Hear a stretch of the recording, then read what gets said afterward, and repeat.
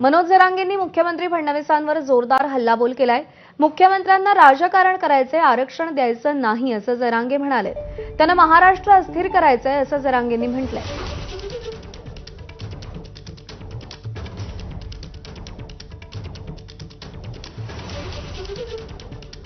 माणसं बोलत असले तरी पण त्यांनी काय सांगितलं हे ऐकून लोकांना सांगायचं नाही, फक्त तिथं तो आरडायचं। यांनी केव्हा मुंबई बघितल्या नसती, यातले पक्षाचे चमचे असते ती, आणि आपल्या चमच्या अवलादीमुळं आपल्या गोरगरिबांच्या भविष्यावर अडचण येते। आम्हाला आरक्षण पाहिजे, राजकारण नाही करायचं, आणि मुख्यमंत्र्याला नेमकं राजकारण करायचे, आरक्षण द्यायचं नाहीये। सरकार म्हणजे थोडक्यात देवेंद्र फडणवीस म्हणजे लोकांच्या भावनेवर वेदनेवर मीठ सोडणारा माणूस।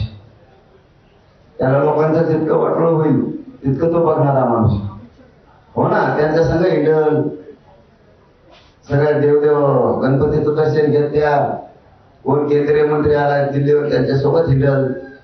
मराठ्याच्या मागण्याकडं वेळ नाहीये लक्ष द्यायला। मग यालाच म्हणते महाराष्ट्र देवेंद्र फडणवीसला अस्थिर करायचा, पोलिसाला लाठीचार्ज करायला लावायचा। मला टेन्शन येतंय, गोर गरिबांना फडणवीस का अडवतो? काय मिळणार आहे राज्य अस्थिर करून? सत्ता पुन्हा मिळणार आहे?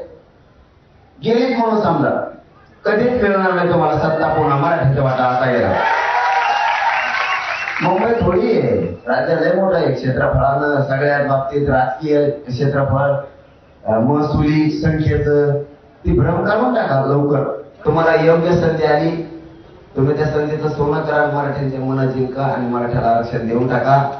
हे मराठे कधीच तुम्हाला विसरणार नाही। देव आणखीनच दुसऱ्या दिवशीचा उपोषणाचा दिवस आहे, तुम्हाला शब्द देतो, आणखीन तुम्ही मराठ्यांचा संयम बघू नका, मराठ्याला वेठीच धरून त्याचं वाटोळं करू नका। तुमच्या हातात संधी आहे, संधीचं सोनं करा आणि याला द्या।